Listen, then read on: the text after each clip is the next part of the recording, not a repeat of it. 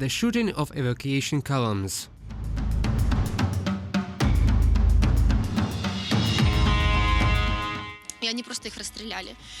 They just started to shoot them with guns from tanks from the beginning.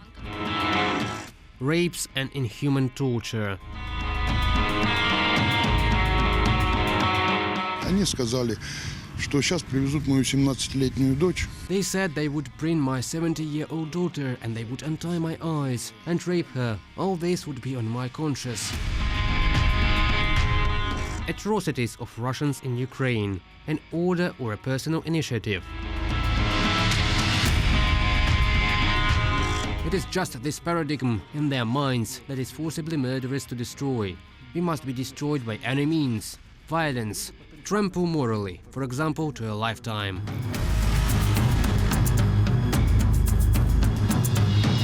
Загадочная русская душа. Российская империя, The Советский Союз. mysterious Russian soul, the Russian Empire, the Soviet Union and now modern Russia created a myth about the unique features of Russians, a deeply moral and highly spiritual people. This myth appeared at the end of the 19th century and was cultivated by propaganda for more than a century. In February 2022, the world saw completely different Russians, sadists and executioners. Executions of civilians, torture of prisoners, rape of the elderly, women, children, and all these with the approval of the relatives of the occupiers. We want to understand why the myth turned out to be so far from reality. Why are the soldiers of the largest country on the Eurasian continent so cruel?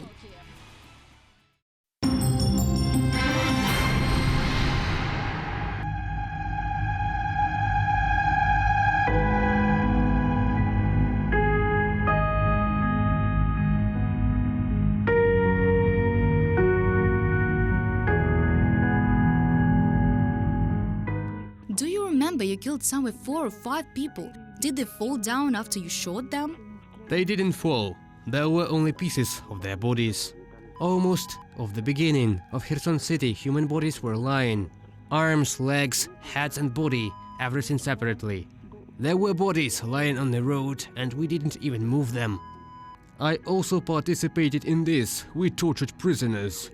On the human body you can make 21 roses, 20 fingers and a penis. Have you ever seen how a rose opens when it blooms? The same along the bones, the skin is cut off with meat. Interceptions of phone conversations between Russian soldiers and relatives in the first months of a full-scale war became a shock for everyone who had to listen to them, and shed light on the real intentions of the Kremlin. Not the mythical denazification or demilitarization that Russian propaganda used to justify the invasion of Ukraine, but the extermination of the nation, sanctioned by the Kremlin, and the Russian soldiers tried their best to fulfill this installation.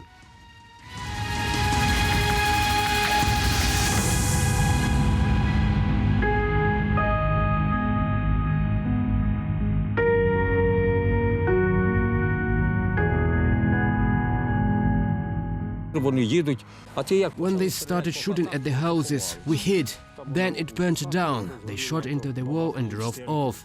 This is what happened on February the 27th, when Viktor Klemenko, a resident of the village of Andriivka, saw Russian soldiers.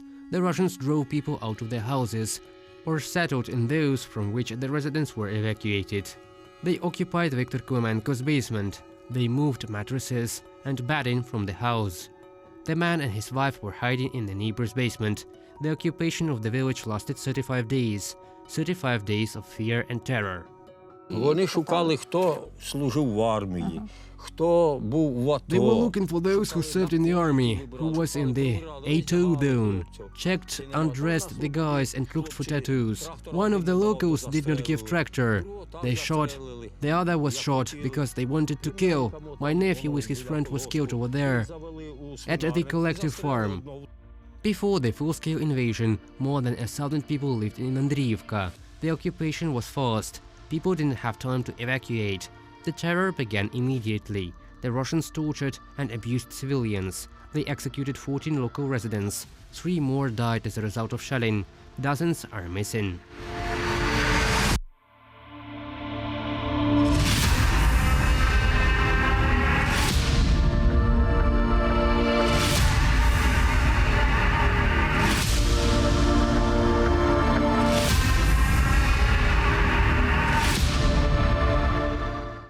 Now Andriivka village resembles an unhealed wound.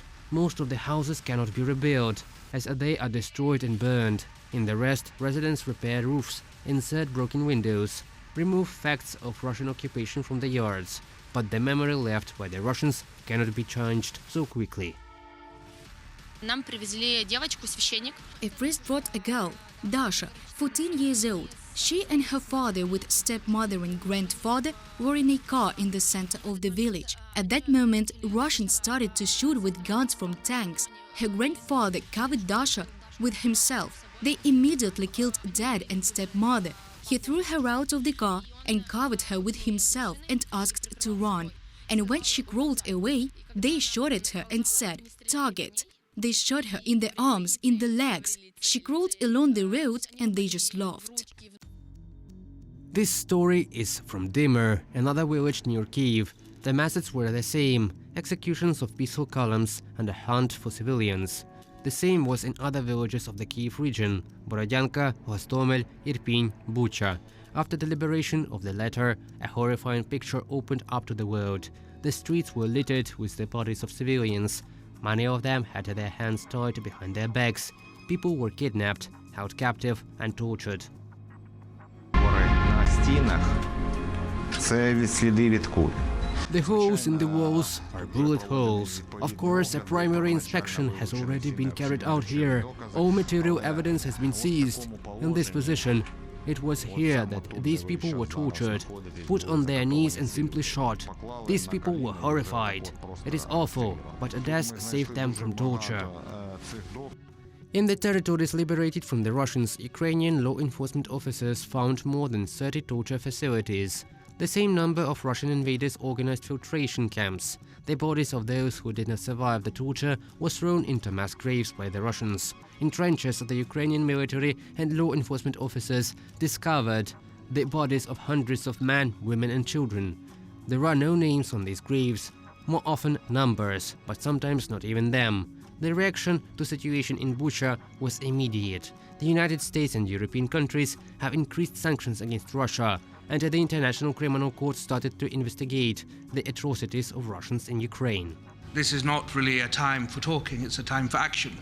It is time to act. International law cannot be a passive spectator.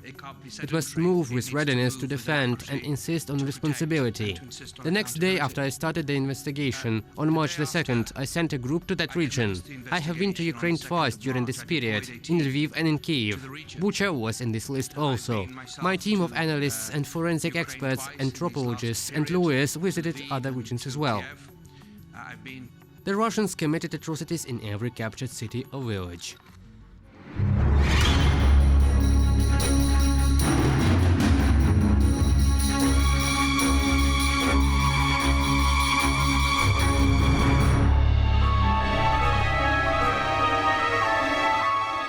The Ukrainian military liberated the territory of the Kharkiv region in September. Evidence of Russian atrocities is still being found.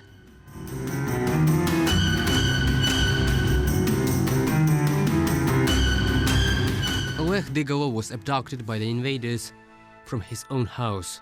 20 Russian soldiers burst into the yard on the armored personnel carrier. They took Oleg, his son and nephew. The men were forced into a car, blindfolded and taken away in an unknown direction.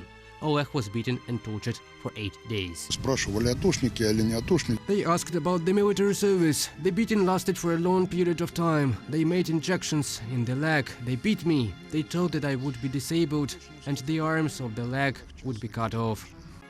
Later it turned out that all the men were kept at the railway station of the village of Kozachya Lopань, where the Russians made a torture chamber. The occupiers had different reasons for torture. Sometimes they beat and blackmailed for no reason.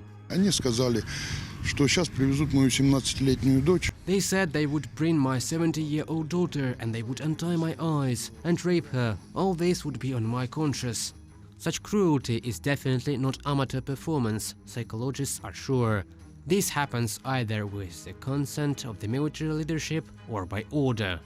Если они это творили, значит им была такая. If they did it, then they had an order of their command, I think, led by their most important supreme commander.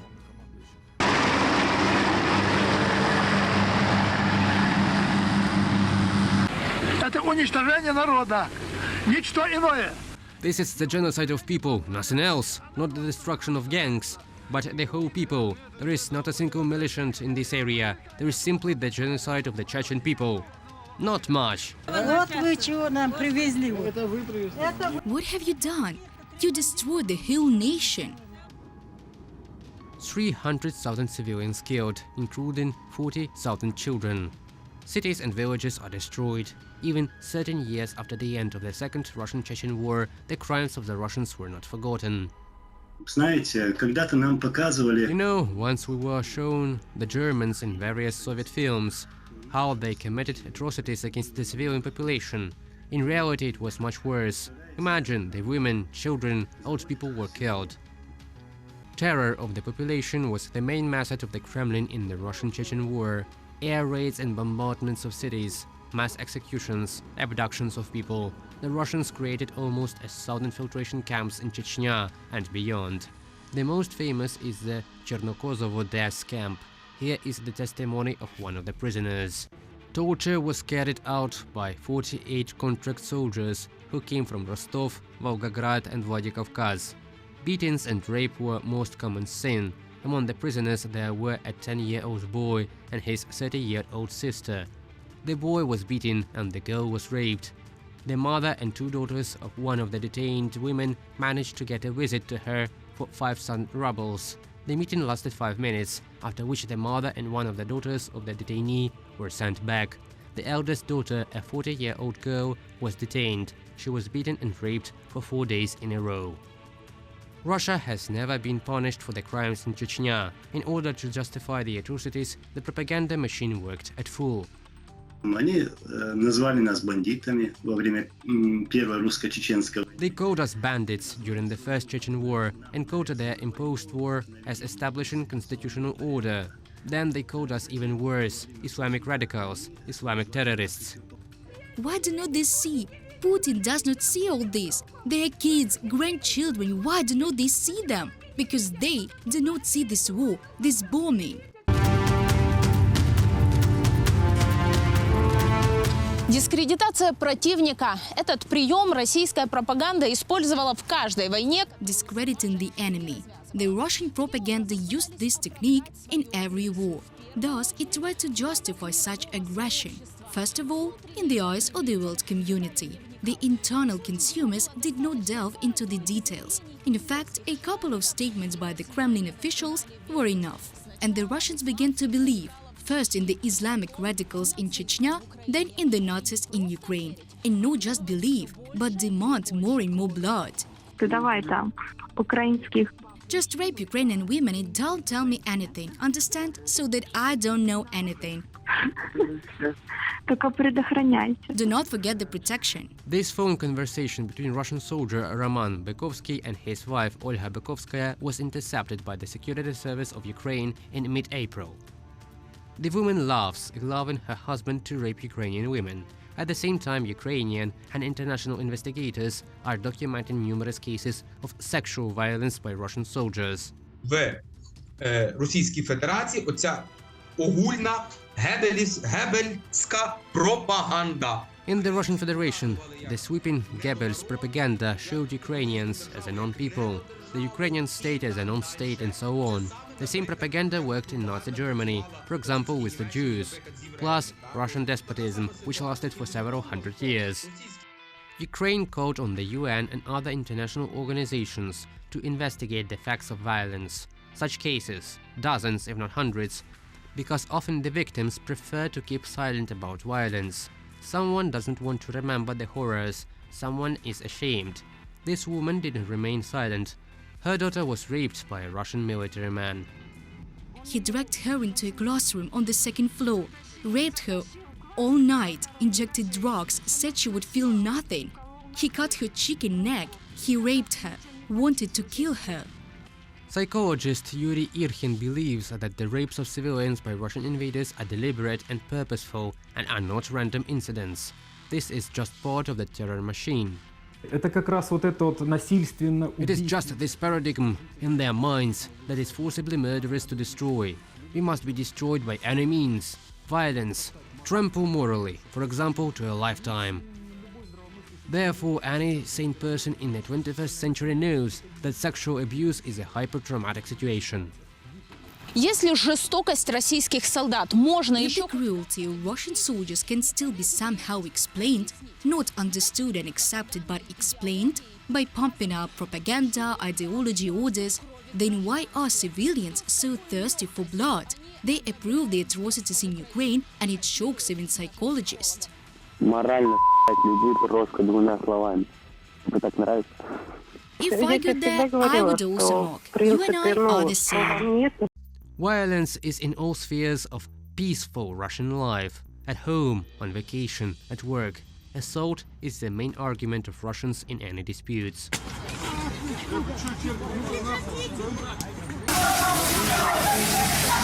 Это была защита, просто. Да, Я тебе дам, ты умер, блядь, дурак, блядь. It is easy to explain this phenomenon. People surrounded by violence inevitably begin to perceive it as the norm, especially if the child grows up in a family where assault is a common sin. Вышел закон, который... As you know, a law was passed according to which if a husband beats his wife, then this is not a criminal offense. This is common for dysfunctional families. That's when I was growing up. I was born and raised in Russia. I just remember what happened with the neighbors and in the family. And it's practically daily quarrels. They are constantly fighting with each other. The circumstances in which the majority of Russians live also have an effect. Lack of education, beggarly living conditions, houses without basic amenities, sewerage, water supply, the internet. Many citizens of the great gas state do not even have centralized heating. This is how the village of Novokurayanova exists at 30 kilometers from Moscow. They heat with firewood and cook on stoves. Moscow residents live in their manner. It is really difficult. I can show you how we take a bath in the trough.